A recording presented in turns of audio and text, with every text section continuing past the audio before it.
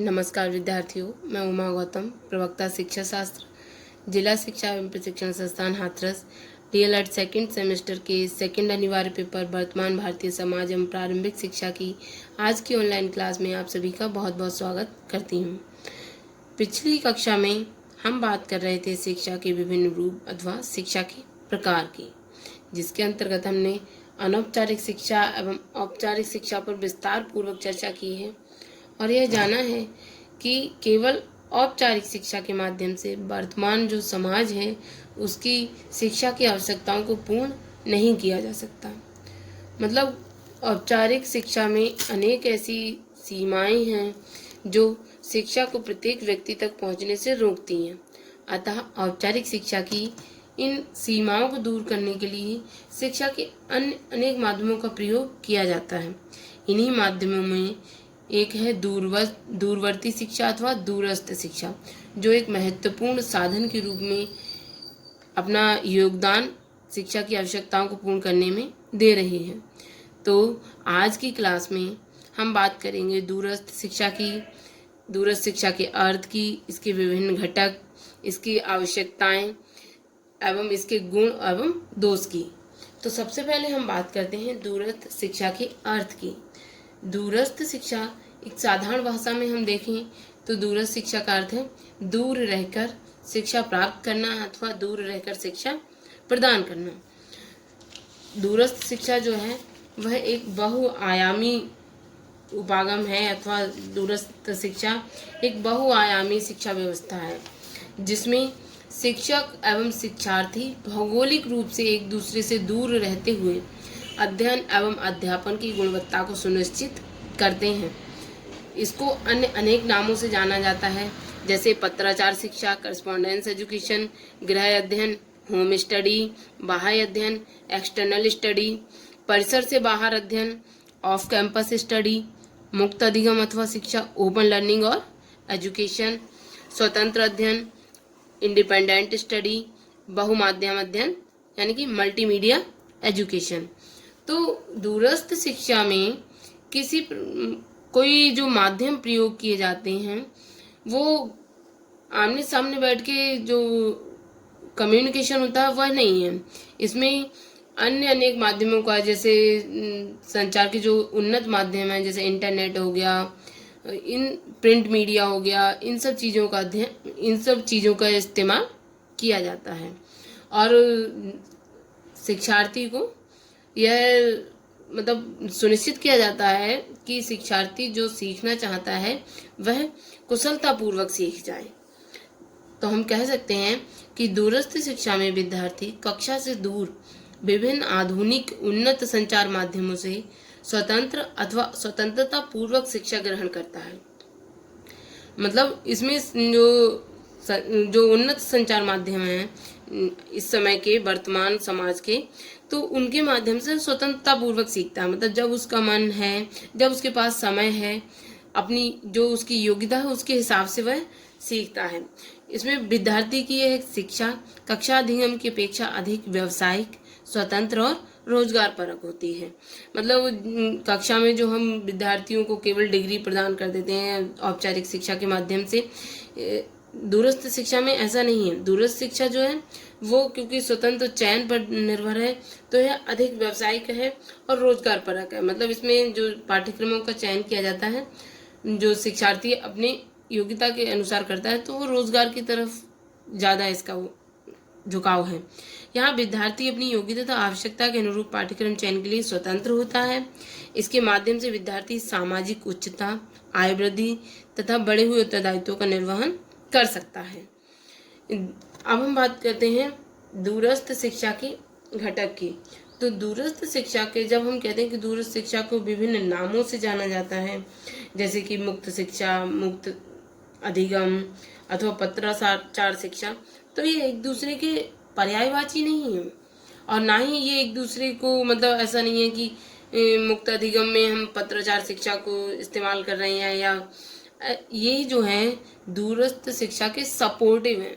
मतलब ये उसको सपोर्ट तो करते हैं, इसीलिए हम इनको दूरस्थ शिक्षा के घटक कहते हैं। तो मुक्त, सबसे पहले हम बात करते हैं मुक्त अधिगम की, यानी कि ओपन लर्निंग की। तो मुक्त अधिगम ओपन लर्निंग जो है वो मानव मस्तिष्क की एक अवस्था है जिसमें वह स्वतंत्रता पूर्वक सीखता है। उस पर किसी प्रकार का कोई भी बंधन नहीं है कि तुम्हें इस समय पे सीखना है, इस विधि से सीखना है, इतना सीखना है। जो सीखने वाला है, जो शिक्षार्थी है, वह अपनी हिसाब से, अपनी योग्यता के हिसाब से, अपनी गति के हिसाब से सीखता है। तो जिसे हम स्वतंत्र अधिगम अथवा ओपन लर्निंग कहते हैं। और इसमें पाठ्यक्रम के चयन और किस प्रकार से सीखना है, अधिगम के अवयव का चयन करने की पूर्ण रूप से स्वतंत्रता होती है। दूसरा है मुक्त शिक्षा। तो मुक्त शिक्षा भी जो है वो मुक्त अधिगम की तरह ही स्वतंत्रता के कॉन्सेप्ट पे आधारित है। इसमें इसका अर्थ है कि जो परंपरागत माध्यम जो चल रहे हैं शिक्षा के, जो औपचारिक शिक्षा जो चल रही है, उससे स्वतंत्रता मिलती है इसमें ओपन एजुकेशन में। इसमें जो मतलब हम कह सकते हैं कि जितने भी पत्राचार के जो संस्थान हैं, जो दूरस्थ शिक्षा के संस्थान हैं, उनका मुक्त होना आवश्यक नहीं है। मुक्त शिक्षा मतलब ओपन एजुकेशन वो प्रोवाइड करें ये जरूरी नहीं है। कुछ हद तक ऐसा हो सकता है कि जो डिस्टेंस एजुकेशन की जो संस्थान है वो ओपन एजुकेशन प्रोवाइड करते हैं, और कुछ हद तक ऐसा नहीं भी हो सकता है। और इसके साथ ही साथ जो फॉर्मल जो एजेंसीज हैं एजुकेशन को प्रदान करने की, जैसे विद्यालय वगैरह, तो वहाँ पर भी कुछ हद तक ओपन एजुकेशन का कॉन्सेप्ट हो सकता है। तो इस प्रकार से जो ओपन एजुकेशन है वो कोई ऐसा नहीं है कि ये दूरस्थ शिक्षा में ही अप्लाई हो रहा है, ये औपचारिक शिक्षा में भी ओपन एजुकेशन का कॉन्सेप्ट है। अब हम बात करते हैं पत्राचार शिक्षा की। तो पत्राचार, जैसा इसके नाम से ही समझ में आ जाता है कि शिक्षा का वह माध्यम जिसमें जो शिक्षक और शिक्षार्थी के बीच जो कम्युनिकेशन का माध्यम है वह डाक है। मतलब इसमें डाक के द्वारा शिक्षण सामग्री शिक्षार्थी तक पहुंचाई जाती है, और जो अनुसरणीय शिक्षणात्मक संप्रेषण है उसको प्रभावी बनाया जाता है। उसके बाद उस डाक के माध्यम से ही उससे जो परीक्षा का पैटर्न है उसे सब कुछ समझाया जाता है। वो प्रभावशाली शिक्षण अथवा अधिगम सुनिश्चित किया जाता है। इसमें जो है प्रवेश की प्रक्रिया औपचारिक शिक्षा की भांति ही चलती है। प्रवेश परीक्षा ली जाती है शिक्षार्थियों की, और उन्हें किसी पर्टिकुलर जो वो चाहते हैं, ये स्वतंत्रता है कि जिस पाठ्यक्रम में वो चाहते हैं उसमें उन्हें प्रवेश दिया जाता है। इसके पश्चात जो शिक्षण सामग्री है वो डाक के माध्यम से उन्हें प्रोवाइड कराई जाती है। इसमें जो असाइनमेंट्स वगैरह होते हैं, जो शिक्षार्थियों को कंप्लीट करने होते हैं, वो भी डाक के माध्यम से शिक्षक तक भेजे जाते हैं या पर्यवेक्षक तक भेजे जाते हैं, और उनका मूल्यांकन कर डाक के माध्यम से ही उन्हें अवगत कराया जाता है। और इसमें जब कोर्स समाप्ति के पश्चात परंपरागत रूप से ही परीक्षा भी ली जाती है। अब हम बात करते हैं दूरस्थ शिक्षा की कौन कौन सी आवश्यकताएं हैं जिनके माध्यम से दूरस्थ शिक्षा का सफलतापूर्वक संचालन किया जा सकता है अथवा किया जाता है, एवं इसकी व्यवस्था करने में किन किन वस्तुओं की या किन किन चीज़ों की आवश्यकता होती है जिससे कि यह और अधिक प्रभावशाली संप्रेषण कर सके और अधिक प्रभावशाली अधिगम हो सके। तो इसमें सबसे पहली दूरस्थ शिक्षा की आवश्यकता वह है मुद्रित सामग्री, प्रिंट मटेरियल। मतलब प्रिंटेड मटेरियल इसमें जो जितना भी, क्योंकि दूरस्थ शिक्षा है तो शिक्षार्थियों तक जो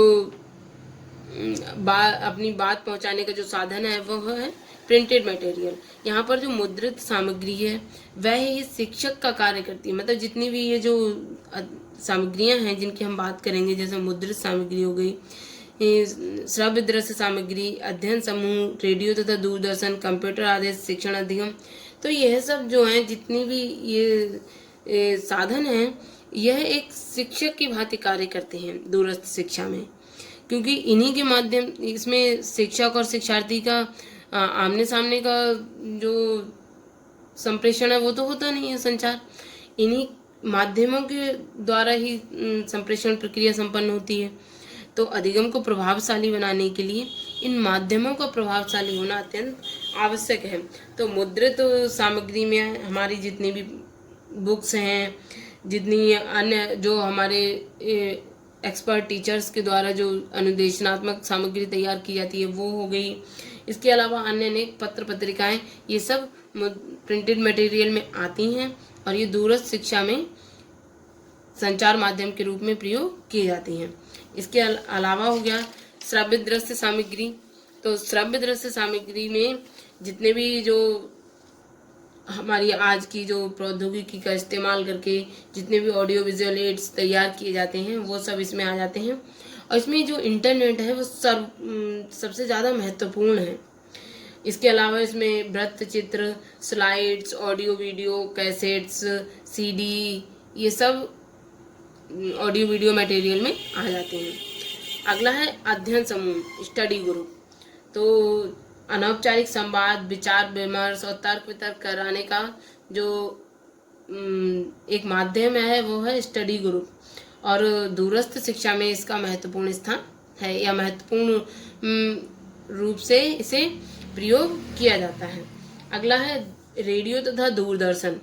रेडियो और दूरदर्शन जो है वो एक सर्व सुलभ और सर्वव्यापक माध्यम है दूरस्थ शिक्षा का। इसमें रेडियो पर और दूरदर्शन पर एक किसी पर्टिकुलर समय पे शिक्षा से संबंधित कार्यक्रमों का प्रसारण किया जाता है, जिसकी जानकारी शिक्षार्थियों को पहले से ही दे दी जाती है और वह इसके माध्यम से अपने पाठ्यक्रम से संबंधित पूर्ण जानकारी को प्राप्त करते हैं और अपने कौशलों को सीखते रहते हैं। अगला है कंप्यूटर आधारित शिक्षण अधिगम। आजकल कंप्यूटर जो है वो प्रत्येक स्थान पर शिक्षा के प्रत्येक क्षेत्र में महत्वपूर्ण रोल प्ले कर रहा है। तो दूरस्थ शिक्षा में भी कंप्यूटर का बहुत महत्वपूर्ण स्थान है, क्योंकि कंप्यूटर पे अनेक ऐसे सॉफ्टवेयर तैयार किए जा चुके हैं जिनमें इंटरनेट का प्रयोग करते हुए विभिन्न प्रकार से शिक्षार्थियों को अधिगम के लिए प्रेरित किया जाता है अथवा अधिगम को प्रभावशाली बनाकर शिक्षार्थी के समक्ष अधिगम को प्रभावशाली बनाने के लिए शिक्षार्थी के समक्ष जो मटेरियल है वो प्रस्तुत किया जाता है। तो कंप्यूटर के माध्यम से जो अधिगम कराया जाता है वह बहुत ही प्रभावशाली होता है। अब हम बात करते हैं दूरस्थ शिक्षा की आवश्यकता अथवा महत्व की। तो हम जानते हैं कि इस समय पे जो परिस्थितियां हैं उनमें शिक्षा जो है वो प्रत्येक व्यक्ति के लिए अत्यंत महत्वपूर्ण होती जा रही है। अर्थात हम कह सकते हैं कि बिना शिक्षा के वर्तमान समाज में व्यक्ति का अस्तित्व जो है वो खतरे में रहता है। यानी कि अपने अस्तित्व को कायम रखने के लिए शिक्षा सबसे ज़्यादा महत्वपूर्ण है। एक बेसिक नीड की तरह शिक्षा अब हो गई है। तो शिक्षा की इस आवश्यकता को पूरा करने के लिए दूरस्थ शिक्षा सबसे ज़्यादा महत्वपूर्ण है, क्योंकि कभी कभी ऐसा होता है कि जो व्यक्ति अपने जीवन के प्रारंभ में शिक्षा नहीं ग्रहण कर पाया है अथवा निरक्षर है, तो दूरस्थ शिक्षा के माध्यम से वह अपनी प्रौढ़ावस्था में शिक्षा ग्रहण कर सकता है। अथवा कभी कभी ऐसा होता है कि बहुत ज़्यादा व्यक्तिगत जिम्मेदारियों की वजह से कोई व्यक्ति जो है वो जल्दी नौकरी करने लगता है और अपनी शिक्षा जो जितना उसका मन है वो प्राप्त नहीं कर पाता है। तो उसके पास एक ऑप्शन होता है कि वह दूरस्थ शिक्षा के माध्यम से जब तक चाहे, जैसे चाहे, जितनी चाहे उतनी शिक्षा ग्रहण कर सकता है। ऐसे ही जितने भी जब कभी कभी ऐसा होता है कि कहीं संसाधन उपलब्ध नहीं होते हैं, यानी कि शिक्षा जहाँ उपलब्ध नहीं हो पाती है भौगोलिक परिस्थितियों की वजह से या कुछ भी हो, अन्य अनेक ऐसी परिस्थितियाँ होती हैं कि शिक्षा नहीं ग्रहण कर पाते विद्यार्थी, तो दूरस्थ शिक्षा के माध्यम से वह अपनी शिक्षा को ग्रहण, अपनी शिक्षा की जो उनकी लालसा है उसको पूरा कर सकते हैं, अथवा अपनी शिक्षा को पूर्ण कर सकते हैं और उसको उपयोगी बना सकते हैं। तो हम कह सकते हैं कि जो आधुनिक युग है उसमें दूरस्थ शिक्षा की बहुत बड़ी महत्ता है, क्योंकि जो भी व्यक्ति किन्हीं भी कारणों की वजह से शिक्षा ग्रहण नहीं कर पाया है, उसके अंदर शिक्षा ग्रहण करने की लालसा है, तो दूरस्थ शिक्षा उसे वह अवसर प्रदान करती है कि वह अपनी लालसा को पूर्ण करे, वह अपनी जिज्ञासाओं को शांत करे, वह अपनी शिक्षा को पूर्ण करे, वह अपने जो समाज में अपनी उन्नति को निश्चित करे। यह सब करने के लिए दूरस्थ शिक्षा एक बहुत ही सर्वसुलभ और सर्वव्यापक एक साधन है, जिसकी आवश्यकता वर्तमान समाज में बहुत अधिक बढ़ जाती है। तो ये तो थी दूरस्थ शिक्षा की विषय में, कि दूरस्थ शिक्षा जो है एक ऐसा माध्यम है जिसमें शिक्षार्थी को किसी पर्टिकुलर स्थान पे, मतलब किसी विद्यालय में किसी पर्टिकुलर समय पर नहीं जाना है, और वह अपने हिसाब से, अपने समय के हिसाब से, अपनी योग्यता के हिसाब से शिक्षा ग्रहण कर सकता है। तो दूरस्थ शिक्षा, अब हम बात करते हैं दूरस्थ शिक्षा के गुणों की। तो यह सबसे पहला कि दूरस्थ शिक्षा में जो औपचारिक शिक्षा की सीमाएं हैं यह उनको ख़त्म करती है, कि इसमें किसी स्थान की पाबंदी नहीं है, किसी समय की पाबंदी नहीं है, कोई पर्टिकुलर योग्यता की पाबंदी नहीं है। यह क्या करती है कि विद्यार्थी, सबसे पहले तो विद्यार्थियों के प्रवेश में सरलता उपलब्ध कराती है, मतलब इसमें प्रवेश लेना बहुत ही सरल है। अगला, आधुनिक समय में शिक्षा की जितनी भी आवश्यकताएं हैं यह उनको पूर्ण करने में लगभग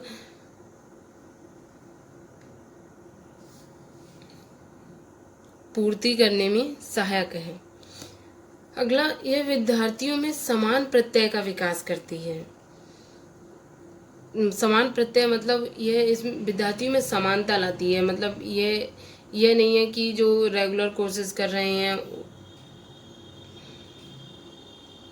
उनसे कुछ अलग सीख रहे हैं। दूरस्थ शिक्षा सेवारत व्यक्तियों के लिए नवीन शिक्षा के विभिन्न आयामों को स्थापित करती है, मतलब जो व्यक्ति किसी सर्विस में है वह भी शिक्षा, जो अगर शिक्षा प्राप्त करना चाहते हैं, कुछ अलग कोर्स करना चाहते हैं, तो वह दूरस्थ शिक्षा के माध्यम से कर सकते हैं। अगला, इस शिक्षा को प्राथमिक शिक्षा से लेकर उच्च स्तर तक लागू किया जा सकता है, यानी कि प्रयोग किया जाता है। यह भारतीय संविधान के उद्देश्य से, यानी कि सभी के लिए शिक्षा और उसकी आशाओं को पूर्ण करने में सहायता करती है। इसके अलावा यह विद्यार्थियों के धन, समय तथा गति का सदुपयोग करती है। इसके अलावा इसमें जो है विद्यार्थी को किसी पर्टिकुलर स्थान पर किसी पर्टिकुलर समय पर उपस्थित होने की ज़रूरत नहीं होती है। इसके अलावा इसमें जो है जो संचार के विभिन्न माध्यमों का प्रयोग किया जाता है, जिसमें प्रिंटेड और मौखिक दोनों ही माध्यम आ जाते हैं। अब हम बात करते हैं दूरस्थ शिक्षा की दोष अथवा सीमाओं की। तो दूरस्थ शिक्षा के जो सबसे पहला दोष है वह है कि इसमें शिक्षक और शिक्षार्थी का आमने सामने बैठ के संपर्क नहीं होता है, कम्युनिकेशन नहीं होता है। तो इसमें किसी प्रशिक्षण को करवाना दूरस्थ शिक्षा के माध्यम से संभव नहीं हो पाता है, क्योंकि जो प्रशिक्षण जो है वो किसी योग्य प्रशिक्षक के देखरेख में ही दिया जा सकता है, और यहाँ पर जो संपर्क है शिक्षक और शिक्षार्थी का वो संभव नहीं हो पाता है। तो यहाँ पर कोई भी प्रशिक्षण पूर्ण कराना संभव नहीं हो पाता है। ऐसे ही भावात्मक पक्षों का विकास नहीं हो पाता है, मतलब क्योंकि कुछ चीज़ें ऐसी होती हैं जो शिक्षार्थी अपने शिक्षक से सीखता है। तो जब यहाँ पर शिक्षक का संपर्क ही नहीं है तो वह उन चीज़ों को सीखने में असमर्थ हो जाता है, या उन चीज़ों को वो नहीं सीख पाता है। इसके अलावा प्रायोगिक विषयों को नहीं पढ़ाया जा सकता, क्योंकि प्रायोगिक विषय ऐसे हैं जहाँ पर अध्यापक के बिना प्रयोगों को कराना संभव नहीं हो पाता है या पूर्ण रूप से ज्ञान नहीं दे पाते हैं। अगला दूरस्थ शिक्षा में परंपरागत सभ्यता, संस्कृति तथा ऐतिहासिक उपागमों के मध्य ज्ञान का उचित अभाव माना जाता है।